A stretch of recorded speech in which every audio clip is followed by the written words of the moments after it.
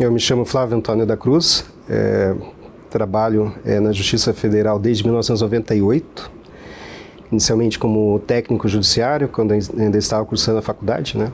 Faculdade de Direito, e atuo como juiz federal substituto desde 2002, desde 5 de agosto de 2002, e já estive lotado na vara do SFH aqui em Curitiba, por pouquíssimo tempo na primeira vara federal. Fui então relotado para segunda vara federal criminal, né, especializada no julgamento de acusação da prática de crimes financeiros e de lavagem de dinheiro. E desde 2013 eu me encontro na vara ambiental, né, atual 11ª vara federal. Então, de algum modo, eu já tive contato com algumas matérias bastante interessantes, né? Direito habitacional, um pouco de direito internacional na primeira vara federal, que é especializada nisso. Questão criminal, né? Sobretudo no que toca a crimes econômicos. E então, já há um bom tempo trabalhando com a temática ambiental, que é muito intrigante, interessante e, para falar o óbvio, bastante importante. Eu costumo enfatizar isso, conquanto também seja um truísmo, né, que o direito ambiental ele toca de perto a relação do sujeito com toda a humanidade, né. Às vezes eu repito isso também em exaustão, que a gente pode examinar o fenômeno normativo, né, sob distintos aspectos, né, seja a questão da ética, da moral, ou mesmo do direito, mas eu gosto de uma divisão que foi promovida por Habermas e levada adiante por outros pensadores, que é mais ou menos a seguinte, né. O sujeito numa ilha, ele tem a possibilidade de fazer opções éticas. A primeira delas é decidir se matar ou não, né? Decidir continuar vivendo ou não. A segunda é decidir matar um outro ser vivo, comer carne, pescar, caçar. E também uma opção ética de dedicar sua vida a uma divindade. Ele pode erigir um altar na ilha, fazer cultos e dedicar toda a vida dele, né? Que é uma opção ética, a uma determinada crença. Uma outra opção, que é o direito, né, se cuida de opções éticas lançadas a terceiros. Chego sexta-feira na ilha, agora o sujeito Robinson Crusoe, né, não está mais sozinho e ele pretende obrigar o terça-feira a fazer alguma coisa. Essa pretensão só vai ser legítima se ela for recíproca e universalizável. Traduzindo, né, o sujeito às vezes ele quer uma religião oficial, mas geralmente ele quer que seja dele, né? Quando fala, não, vai ter religião oficial, mas não vai ser a sua, dele pula fora, quer dizer. Agora o Robinson Crusoe na ilha não apenas quer ser vegetariano, por exemplo, que é a minha opção, né? Mas ele quer que todo mundo seja. Ou o contrário, né? Imagine a situação inversa. Isso é um fenômeno jurídico que se dá geralmente através do Estado-nação, através da legislação, através dos parlamentos, né? Do executivo, do judiciário, etc. Agora, tem uma questão muito mais forte, mais difícil de explicar, por vezes, que é a relação moral no sentido forte, né? A moral, no sentido forte, ela coloca de perto o sujeito com toda a humanidade, ou seja, com a sua condição humana, né? Um exemplo pode ilustrar isso bem. Eu repito isso quando sou convidado a falar sobre esse assunto de algum modo, porque eu acho que ele ilustra uma introdução ao tema, né? A Alemanha, um tempo depois de Chernobyl, ela começou a desativar suas usinas nucleares. Mas ao fazer isso, ela se viu diante de muito lixo, né, atômico, com meia-vida, às vezes, de milhares de anos. E ela fez o seguinte, ela alugou cavernas na Islândia, né, e na Finlândia, e transferiu todo o seu lixo atômico. Mas isso colocou em causa um problema, que ela precisa avisar pessoas que irão existir, se é que vão existir, né, se a humanidade continuar existindo, daqui milhares de anos ou milhões de anos, que ali tem um lixo tóxico. Como que ela pode se comunicar com alguém que não existe, né? Que talvez não comungue nem do mesmo idioma, nem dos mesmos signos, né? É mais ou menos como fez a NASA com um dos seus satélites, né? Em que havia um disco lá para se comunicar com alienígenas. Como que ela vai se comunicar com alienígena, né? Então, há uma dificuldade de tentar criar um signo, uma semiótica para isso. Isso é uma questão moral no sentido forte. Outra, que é bastante importante nesse nosso tempo, diz respeito ao nazismo, ao fascismo, né? Então, vejam que quando ao final da Segunda Guerra, né, houve o Tribunal de Nuremberg, né, se colocou uma discussão, porque muitos dos acusados em Nuremberg, eles diziam que estavam estritamente cumprindo leis do país deles, né? Eles diziam que cumpriam leis para matar, né, ciganos, judeus, né, gays, enfim. Eles exterminavam as pessoas cumprindo leis, mas certas leis não se cumprem, né?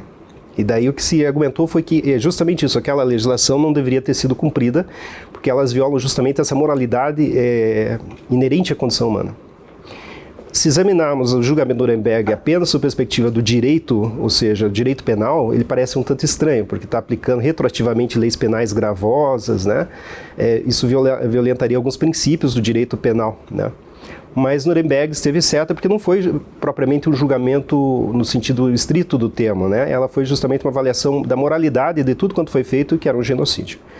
O direito ambiental, ele coloca de perto essa questão da moralidade no sentido forte e gera com isso muitos problemas. O primeiro deles é porque quando a questão ambiental é examinada apenas dentro do Estado-nação, isso não se resolve. Por exemplo, ainda que nós sejamos, né, o território em que se encontra a Amazônia e que ela seja brasileira, né, claro, há também venezuelana, colombiana, né, pensando na Amazônia legal brasileira, as questões que ocorrem na Amazônia são do interesse de todo mundo, mesmo daqueles que ainda não nasceram, mesmo daqueles que estão no Japão, mesmo daqueles que estão na Polinésia, porque é um regulador de clima.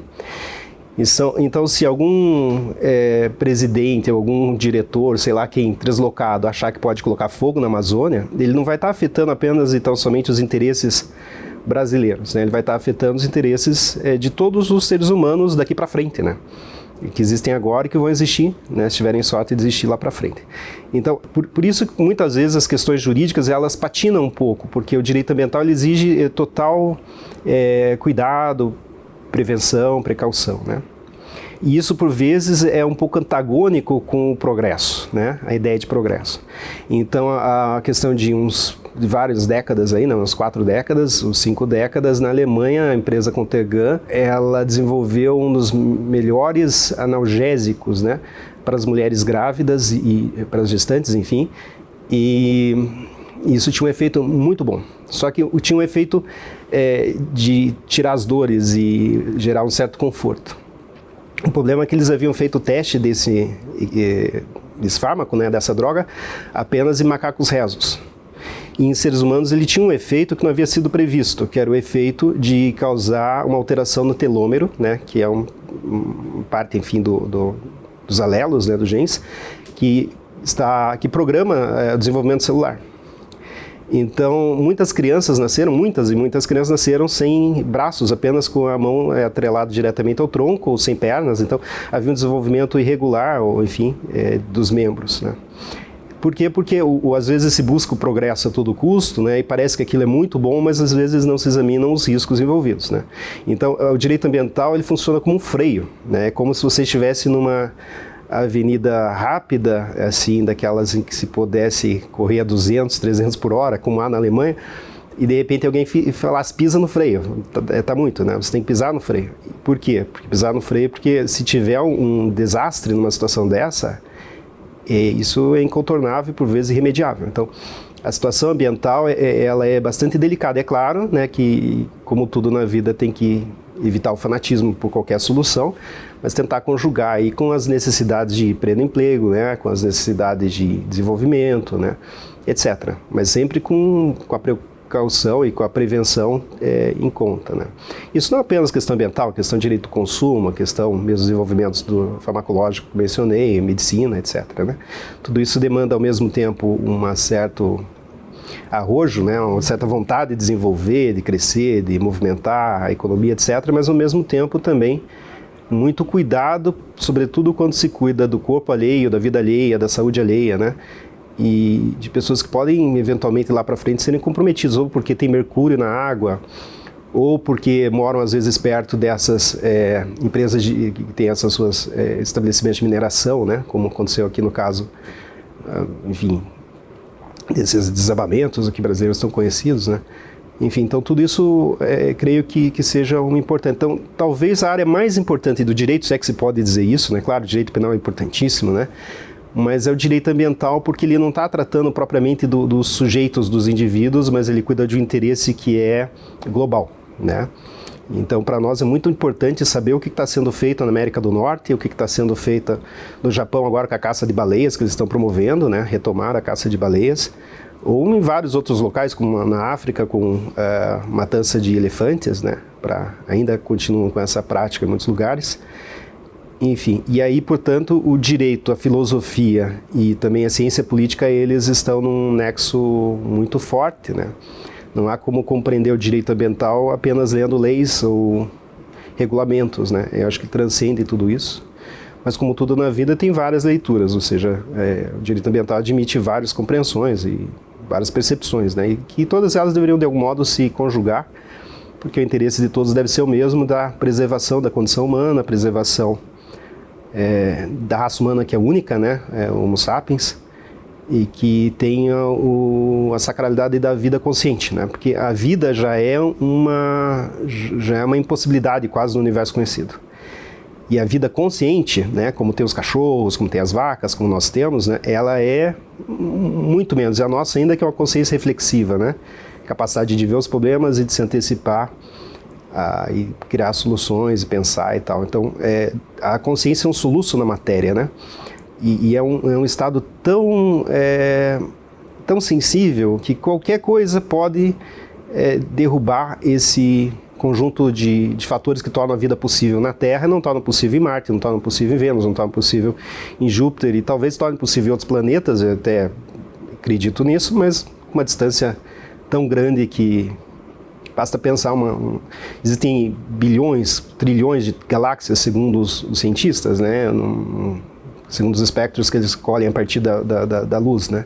Dependendo da tonalidade da luz, eles conseguem verificar quais são os materiais químicos que compõem, né? Aquela coisa de jogar sal no fogo, ele fica amarelo, né? Então, o sódio, o cloreto de sódio, ele emite uma determinada radiação, certo? Você sabe disso. Mas, enfim, é sabido que hoje, para viajar de um lado ao outro da galáxia, demoraria 100 mil anos-luz. Quer dizer, supondo, esquecendo outros fatores da relatividade geral do Einstein, etc., supondo que alguém pudesse viajar a velocidade da luz na nossa galáxia, viajando a velocidade da luz, ele demoraria 100 mil anos. Quer dizer, não somos insignificantes, num certo sentido, né? Mas com quanto insignificantes a vida consciente e a própria vida aqui os cientistas não conseguiram produzir vida em laboratório, né? Eles conseguem tirar a vida de outra vida, mas não conseguem produzir vida do material orgânico em si. Isso é uma improbabilidade, né? E isso é quase que sagrado, vamos dizer assim. Para além de qualquer fé que uma pessoa possa ter, as condições que tornam a vida possível na Terra são sagradas. Porque na hora que isso for derrubado, não se consegue reconstruir, né? Na hora que tiver um cataclisma climático, né? Ou que tiver um cataclisma de alguém jogar bomba, o que não se espera, a viabilidade de se reconstruir essa nossa condição é diminuta, né? A Rússia, como sabido, tem uma bomba que equivale a 300 bombas de Hiroshima. Uma única bomba equivalente a jogar 300 bombas de Hiroshima de uma única vez. Alguns supõem que essa bomba Kizar, que eles chamam, seria capaz de tirar a Terra do eixo, né? Se jogado, ou algumas delas fossem jogadas, Enfim, tudo isso parece fugir do direito ambiental, porque eu acho que nenhum juiz vai ter condições aqui de julgar sobre isso, né? Mas acho que está no pano de fundo da discussão que permeia, né, esse assunto. E daí que a gente precisa muito de direito internacional, né? E sobretudo, todo julgamento ambiental ele envolve esse tipo de juízo, que não deixa de ser um juízo moral no sentido forte, né? De verificar se os empresários, né, os empreendedores, se as autarquias, se o poder público como um todo está tomando esse cuidado, né? Muitas vezes o que vem nesses estudos são verdadeiras teses de doutorado, são estudos assim extremamente complexos, né? Assim, com uma equipe multidisciplinar composta por físicos, geólogos, matemáticos, estatísticos, biólogos, né? Dentre outros. Então são estudos de impacto ambiental de 6.000 para mais folhas, né? Então, geralmente isso é feito com muito cuidado. Ainda assim, cada questão pode gerar algum debate, e esses debates são tratados daí pelo Poder Judiciário. E a parte disso também tem os que poluem por gostarem de poluir, infelizmente. Há quem pudesse, provavelmente tocaria fogo na Amazônia sem nenhum dó, né? Então, infelizmente, também há pessoas que não têm esse mesmo cuidado. Então, há vários temas. Alguns temas relevantes, né, que eu menciono, que alguns estão ainda em curso até, né? Então, não posso dar ou não posso me manifestar de forma que isso gere algum veredicto, né? Porque não é o caso, até porque eu não tenho esse veredicto comigo. Isso o juiz vai produzindo aos poucos, mas convém que ele só examine e reexamine várias vezes quando vai prolatar uma sentença. Mas eu menciono alguns casos, como tortura de vacas, né? O tempo de gestação da vaca é muito próximo do tempo de gestação humano e muitas vezes as vacas vão aos abatedores prenhas, grávidas e por vezes até com os fetos já bem avançados. Tá? Durante muito tempo se dizia que essa carne, né, quando abatida, não poderia ser consumida porque nesse momento a vaca ela libera um conjunto de hormônios, né? Mas isso causa um certo sofrimento. E tem uma dificuldade, talvez, pelo pecuarista também saber quando uma vaca está grávida ou não, porque teria que fazer um exame em todas as vacas e isso é muito custoso também, né? Mas o fato é que isso envolve um certo, quase assim, um ritual assim de crueldade, né? Talvez não imposto voluntariamente. Existe um processo tramitando sobre isso? Existe. A dificuldade do dilema que surge disso, né, é porque nesse momento que a vaca é abatida, ela libera no soro fetal bovino uma cultura de substâncias, né, que são utilizadas pela indústria farmacêutica há muitos anos como cultura celular. Porque ela é uma das melhores culturas para desenvolvimento e reprodução de células. O tema que tem vindo forte, né, e tem sido rediscutido é a questão dos direitos dos animais, né, porque nas faculdades nós todos somos, de alguma forma, educados, né, nós aprendemos que o direito é algo humano, né, direito é uma pretensão que encontra guarida na legislação, no sistema, ou no direito natural, né, na natureza, para quem assim entenda. Mas é essencialmente humano, né? Não teria como ter um direito dos símios, né? Ou dos cachorros, ou coisas assim. Mas há um bom tempo já isso está sendo revisto, né? Às vezes é um problema semântico, né? Saber se um cachorro tem direito ou não. Porque você diz, então ele poderia entrar no tribunal, ingressar no tribunal latino lá exigindo direito. Obviamente não. Mas quando menos, se eles talvez não tenham direito, né? Quando menos nós temos deveres para com eles. Então a gente teve deveres com muitas coisas que não são, que talvez elas próprias não tenham direito no sentido estrito, né? Uma árvore nós temos o dever de preservá-la e não necessariamente ela tem o direito no sentido estrito, né? Mas nós temos deveres até com situações inanimadas, como preservação de um prédio, por exemplo, que você pode falar, o titular desse direito é a comunidade e tal, questão histórica. Mas enfim, nós temos às vezes deveres para com entes não humanos, né, seres não humanos, e no caso dos animais, sobretudo deles que é não infligir dor, né. E aí uma ética budista, né, que é bastante interessante também, que prega que o ser humano não deve infligir dor sem um motivo muito forte, ou seja, preservar toda a forma de vida. Claro, em algumas situações não há como resolver isso dessa forma, né. Você tem uma criança perto de um escorpião peçonhento, né. Não tem, é evidente que não, pesos diferentes. Mas o importante é, primeiro, que o ser humano não extermine nenhuma espécie animal, né? Tente preservá-la, mesmo as peçonhentas, né? Porque elas cumprem um papel social, né? Um papel ambiental, corrigindo, né? Cumprem um papel ambiental. Mas, e além disso, é que não inflige a dor, né? Sobretudo, eu creio que no futuro a humanidade pode se tornar vegetariana, não vegana talvez, mas vegetariana, porque há meios para substituir a carne, né? Claro que isso é uma questão também de ponto de vista, questão de crença individual, de perspectiva individual, etc., né?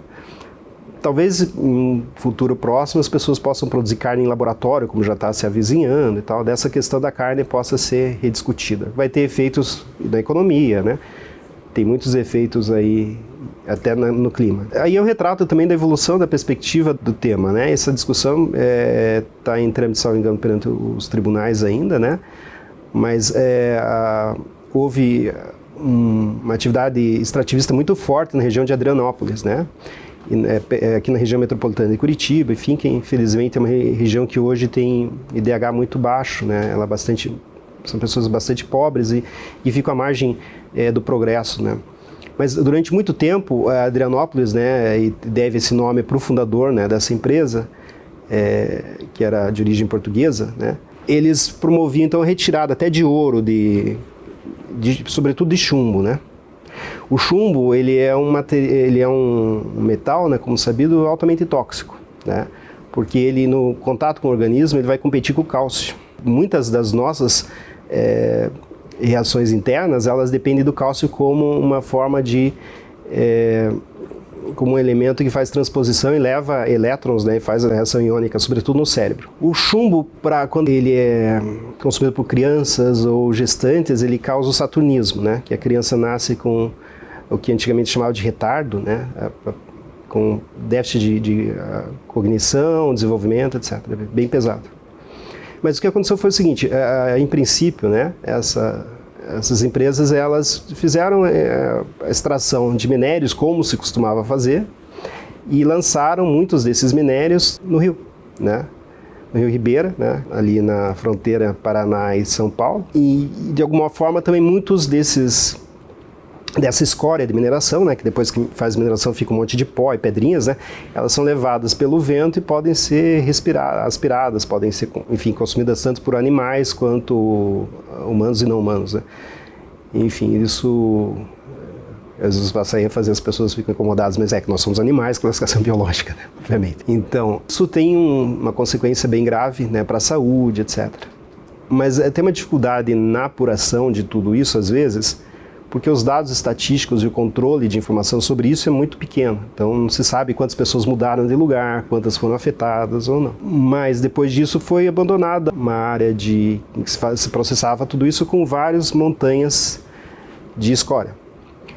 Houve um primeiro processo em que houve determinação para a construção de aterros, a empresa cumpriu, só que ainda assim ficaram algumas pilhas dessa escória de chumbo remanescentes, né, do chumbo. Daí esse que é um problema, né? O Brasil não tem às vezes um controle muito bom sobre essas questões, porque se diz que boa parte desse ouro que é subtraído, né, do solo, né, que é retirado do solo, ele também às vezes vai parar no exterior, não se sabe exatamente como isso, quanto de riqueza fica, quanto de riqueza vai, né?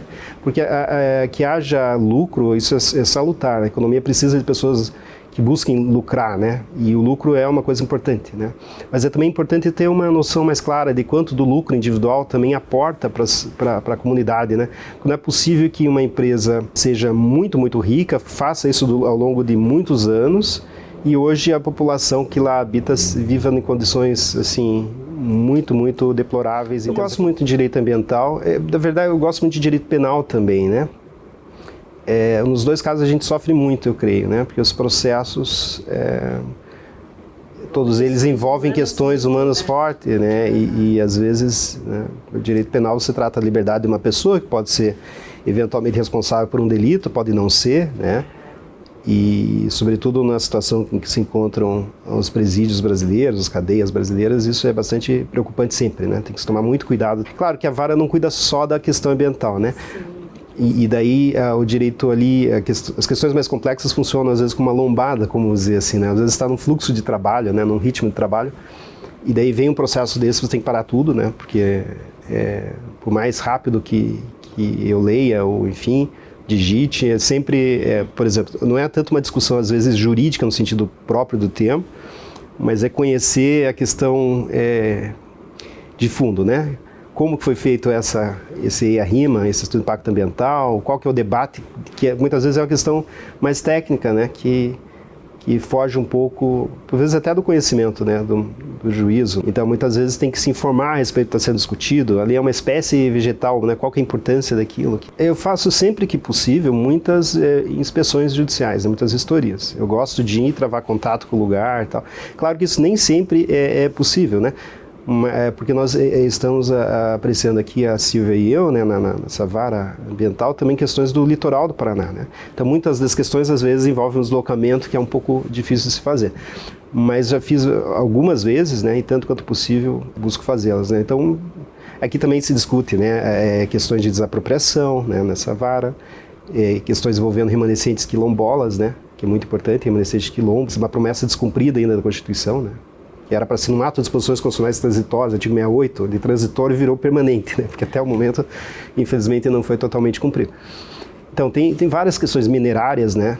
Direito minerário, nações nativas, né? Questões envolvendo direitos indígenas, tudo isso tem. Então, alguns casos que eu menciono por alto. Assim. Uma inspeção que me marcou bastante foi de um corte de manguezal na região de Paranaguá, em que de fato cortaram indevidamente a área, um mangue. Por muito tempo foi entendido como uma espécie de lixão, né? Mas o mangue é um filtro, né? Então as pessoas aterravam o mangue, destruíam o mangue, e com isso eles provocam um estrago à natureza muito grande, porque a qualidade, né, tanto do ar ali ao redor, a questão do filtro para o mar, do que chega ao mar, do que o mar traz para a terra, também ficam comprometidas, né? Porque o mangue é composto de um fio de água doce, né, que geralmente vem da terra, né? enfim, da crosta e da água salina, né, que se fundem e criam aquilo que possibilita que caranguejos, enfim, várias espécies possam viver nele. Mas então, haviam cortado o mangue, isso é indevido, né, enfim, não se deve fazer, e eu fui com toda aquela vontade de explicar direito ambiental para as pessoas e tudo, né. Daí fui lá com todo mundo e tal, visitei muitas casas de palafita, muita gente sem água potável nem nada. Daí a hora que eu vi uma menininha que estava com um monte de mosca em cima, no meio do barro, eu falei, eu fico quieto, não vou falar nada de direito ambiental, porque não tem como você falar de direito ambiental, chega a ser grotesco às vezes, ou um pouco arrogante, né?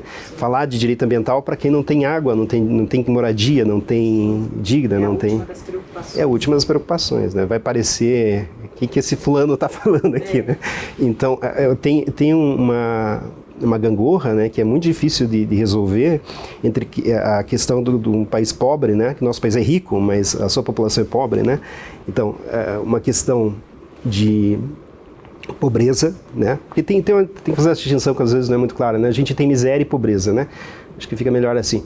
A miséria é alguém não ter acesso ao mínimo, né? Aquilo que é necessário para uma vida digna na forma como a gente vive, né? Ou seja, moradia, né? Água, luz, né? Acesso à educação. Tudo isso é o que torna a pessoa com acesso, né? Isso, se ele não tem esse básico, ele está numa situação de miséria. É pesada a palavra, né? Mas é isso.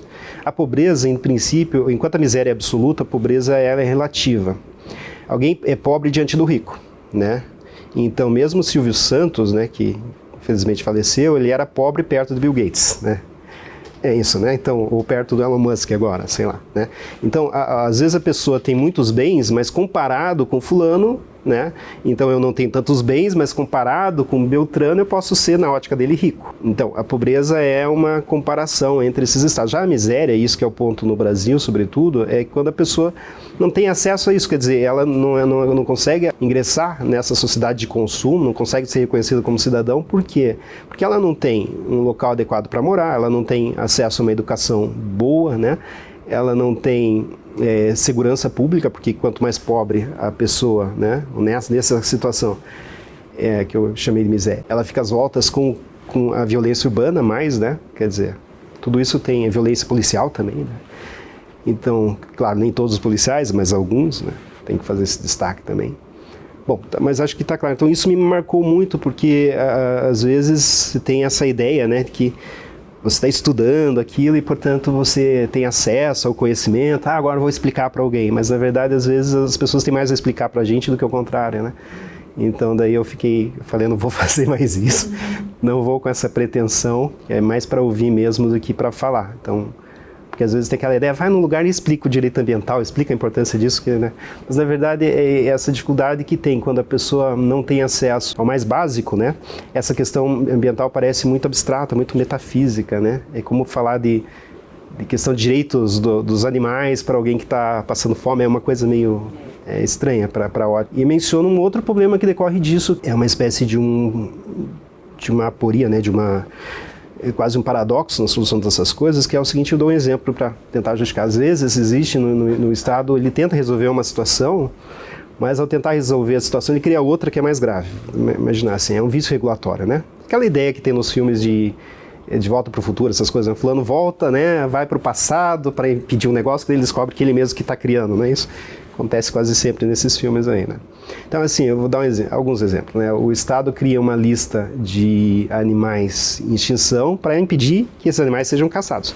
Os caçadores que não estão nem aí com isso, eles falam, esses são os mais arriscados, mais valiosos, vou caçar justamente esses, né? Então, às vezes, se tenta fazer uma coisa e o resultado... Isso é um problema de como regular as coisas, né? Que na justiça todas as torneiras são automáticas, né? Você aperta lá e ela sobe rapidinho e tal, né? Isso é feito porque em algum momento algum fulano lá abria a torneira e deixava aberta, aquele negócio não fechava. Mas se essa torneira não for bem regulada, né? Se ela demorar muito para voltar ao embolo ali, a questão é de como você regula, e essa regulação é difícil. Então, um exemplo que fica é o seguinte, há uma comunidade, pessoas que estão na situação de marginalidade social, muito pobres, né? Sem recursos nem nada, elas se instalam no leito do rio. As pessoas pensam que o rio é onde acaba a água, mas na verdade o rio, toda aquela margem que está de 15 mais ou menos metros de um lado para o outro, é o leito do rio. Por isso que tem cheias, né? Porque por muito tempo a sociedade, a comunidade pensou que uma forma de lidar com a água era você concretar tudo, né? Eu conheço, tem pessoas de mais idade assim que tem a casa, ela concreta em tudo, coloca tudo tal, né? Não quer o barro, né? Outra já não, dependendo de onde vem, né? Mas enfim, daí ela habita a comunidade habita do lado do rio. Daí o Estado tem que tirá-las dali. Só que o Estado não pode tirar essas pessoas dali sem lhes dar uma casa, né? Não pode tirar dali e colocar na rua, né? Daí o Estado, de algum modo, consegue, não tem conseguido, mas de algum modo consegue fornecer moradia para essas pessoas. Outras pessoas que não tinham invadido falam, eu também quero. Então agora eu vou para lá também. Porque a forma... E como o Estado não consegue cercar isso, não tem como impedir isso, não tem um método que funcione de impedir o acesso, né? Então isso é um ciclo que às vezes se reproduz, né? Então por isso que, sobretudo quando há invasão de áreas ambientalmente protegidas, o ideal é resolver logo. Tem que ter uma medida o mais rápido possível, adequada, com respeito aos direitos das pessoas, né? Porque quando elas viessem se alongar, isso nunca vai ser resolvido. Porque você impede uma, mas volta. E por quê? Não é culpa das pessoas, a culpa é porque ninguém vai morar num lugar desse se tivesse onde morar melhor. Mas, enfim, tem muitos temas interessantes, assim, em alguns casos. Agora, eu fiz várias inspeções, conversei muito com nações nativas, penso ter aprendido, né, às vezes não sabe, mas penso ter aprendido um bom tanto. Visitei uma comunidade que tem um cacique rivelino, estão num local que tem um debate sobre a posse, enfim, um outro tema, né? Porque tem várias nações nativas que têm culturas diferentes entre si, né? Os caigangues gostam de morar com 200 pessoas, 300 pessoas, né? Os Yanomamis também, né? Já os Tupis, eles moram em comunidades muito pequenas, né? Famílias muito pequenas. Assim. Então, eu visitei uma dessas famílias, né, de ascendência Tupi-Guarani, e ele falou assim para mim, chegam aqui, as pessoas acham que eu sou pobre, eu sou muito rico, porque se fosse como eles chamam, um branco, né? Tivesse aqui, já tinha construído um castelo nesse lugar, mas pra gente tem as plantas, tem o rio aqui perto, né? A gente se sente em contato direto com a natureza, a gente não... Isso para nós é tudo. E para eles a terra é quase uma questão sagrada também, porque ela é indicada pelo sonho da mãe da reza, que eles chamam, que ela tem um sonho, ela diz mais ou menos onde que vai ser o local. Então tem uma questão religiosa nisso. Claro que suscita conflitos, né? Eu gosto de uma frase de um professor, na verdade de um livro, John Littell, né, Os Benevolentes, ele diz assim, lá no começo, ele fala o nazismo sob a perspectiva de um nazista. Ele é um escritor judeu, que suscita reflexões e que são úteis no nosso tempo, porque esses movimentos de fascismo e tal estão voltando, né, com força, sobretudo na Europa, né? Mas assim, ele tem uma frase que depois eu arremato com o restante. Ele diz assim, se você nasceu num lugar em que ninguém lhe pediu para matar ou para morrer, sinta-se sortudo, né, feliz.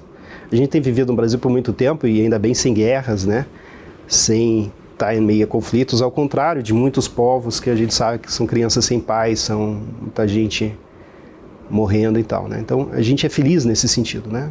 Os nossos problemas são problemas burocráticos que a gente poderia resolver, a gente pode resolver mais para frente, a gente luta por resolver. Mas eu acho que daí a conscientização da questão ambiental, que é um dos problemas, né? Tem outros, né? Ela é relevante. Eu acho que quando o tribunal especializa uma vara, como foi feita uma da Amazônia também, na Justiça Estadual lá atrás, né? Isso é um sinal de reconhecimento da importância desse assunto, desse tema, porque daí você obriga todo mundo a se dedicar sobre esse assunto, né? Os servidores, né, não juízes, os servidores juízes, né? O tribunal como um todo, e atribui a isso uma importância que esse tema tem, né? A vara é um local, assim, todo mundo creio que sabe, mas é um local muito bom de se trabalhar, né? Tem sido, né? As pessoas se dão bem, as pessoas se gostam, e todos estamos impregnados, acho, no mesmo intuito, que é de prestar uma boa jurisdição. Claro, cada um às vezes tem uma perspectiva, né? Alguns são mais práticos, outros são mais enrolados, né? Não vou dizer que sou eu, mas cada pessoa tem uma perspectiva, mas acho que todos estão imbuídos do mesmo propósito, né? Isso que é bom. Essa questão ambiental, ela vai nos desafiar ainda muito, né? Porque ainda tem uma perspectiva de que o país, para se desenvolver, deveria colocar um pouco de lado essas questões. Quer dizer, há quem diga que para que o progresso do Brasil venha, deve-se facilitar certas licenças que são problemáticas, né? Deveria ser autorizar, por exemplo, pesquisa de minérios em terras indígenas, né? Deveria facilitar, de algum modo, a atividade de extrativismo como um todo, né? Mas eu creio que se a gente não aprender com o passado e a gente não aprender... Porque o que nos distingue dos outros animais, mesmo... Estou falando bastante, mas eu encerro aqui. O Nietzsche tem um livro muito legal, publicado postumamente, né, que chama A Importância e Utilidade da História para a Vida, mais ou menos assim. Daí ele vai refletir sobre a condição que tem o gado, né, e o rebanho, né. Ele fala assim, o ser humano inveja o rebanho porque o rebanho é feliz, num certo sentido, ele não tem angústia, né. Ele vive presente, pleno ali, né, ele está ali no meio dos outros, o gado, enfim, a vaca, o boi, sei lá, né. Então, qualquer outro tipo de animal senciente dessa forma. Mas ele diz, o ser humano, ele inveja o gado, mas não quer a vida que ele tem, porque ninguém quer viver dessa forma, no fundo, né? Então, o que nos torna o que nós somos é, sobretudo, a capacidade que a gente tem de aprender com os acertos e erros alheios. Existe um repositório de cultura que nos foi legado por milhões, bilhões de pessoas que já existiram antes de nós. Muita gente morreu para que a gente possa saber hoje que certas coisas não se comem, né? Muita gente foi lá, pegou aquela frutinha, que legal, vou comer, morreu, né? O outro olhar e falou, não vou fazer isso, né? A gente tem história, né? É a história que nos ensina o que pode fazer e o que não pode fazer. Isso não acontece com os outros animais. Um cachorro não aprende. O João de Barro faz a mesma casinha e ele traz isso no genes, né? Que é um comportamento genético. Ele consegue fazer uma casinha sempre igual. E todo o João de Barro faz, depende de virar de um lado para o outro. A aranha, cada aranha faz um tipo de teia. Uma espécie faz de um jeito, outra espécie faz de outro, mas é a mesma teia por muito tempo, né? Ninguém ensina a aranha a fazer a teia, mas lá, sabe lá. E a gente, na questão ambiental, tem que aprender com isso, né? Se a gente não aprender com as tragédias, né, de Brumadinho, e dentre tantas outras, né? Se a gente não aprender com o que aconteceu na Boate Kiss, né? E se a gente não aprender com tanta coisa que dá errado e com o que dá certo, a gente está fadado a fazer isso várias vezes de novo. Então, eu acho que a questão ambiental devia ter um registro histórico das tragédias, né? E que a gente sempre olhasse para elas e falasse, olha, não quero isso de novo. Porque parece que o próximo vai acontecer de novo, né? Então, acontece uma tragédia e logo depois a mesma coisa está acontecendo por imprudência, por qualquer motivo, né? Então, é isso. Eu acho que a nossa atividade na área ambiental, ela não pode ser supervalorizada no sentido que a gente tem a solução para o problema ambiental, a gente não tem, a gente é só um pedaço. Mas se a gente pudesse contribuir para uma cultura judicial de colocar o ambiente em primeiro lugar, junto dele também o progresso humano, as condições de vida, empregabilidade, etc. E várias outras discussões que podem vir disso, né? Mas que deveriam ser tratadas pelo Congresso Nacional, boa parte dela. Um exemplo é todas as garrafas de refrigerante que a gente vem, está escrito reciclem, né? Tudo bem, beleza, mas quem deveria reciclar a rigor essas garrafas deveria ser quem as produz. Elas deveriam ter um custo envolvido nisso, que é o poluidor-pagador, que ela tivesse mecanismos para recuperar essas garrafas, né? E para que a atividade do captador, que é muito importante, fosse acessória, não fosse a principal, né? Então, muitas coisas ainda a gente está tateando, e acho que no tema ambiental, o principal delas acho que é essa reflexão que a gente tem, né? Dizia Sartre, né, que é muito mais fácil amar a humanidade do que amar o vizinho, né, coisa assim. Quer dizer, a gente às vezes se preocupa muito, é mais fácil preocupar com entes abstratos, né, do que com as coisas mais imediatas ali. Mas enfim, acho que a questão a gente ainda vai ser sempre aquela ideia do pardalzinho que está levando água no bico para apagar o fogo da floresta, sabendo que não vai apagar o fogo da floresta, mas que todos os pardalzinhos fizessem isso de algum jeito, poderia tentar resolver. Então, a vara ela pode ajudar muito, e os servidores, nós todos que estamos lá, acho que a gente tem esse mesmo propósito, para que essa questão ambiental ganhe a luz do dia, seja sempre os processos sempre públicos, com muita discussão, as decisões muito bem fundamentadas, que sempre tem a perícia quando é o caso, né? Que os tribunais também publiquem suas decisões sobre esses temas, e que também nas faculdades de direito, que às vezes essa cadeira é meramente optativa, né? Que elas possam ser obrigatórias, quer dizer, quer ser advogado, juiz, diplomata, analista, etc, faça lá uma cadeira por um bom tempo de direito ambiental.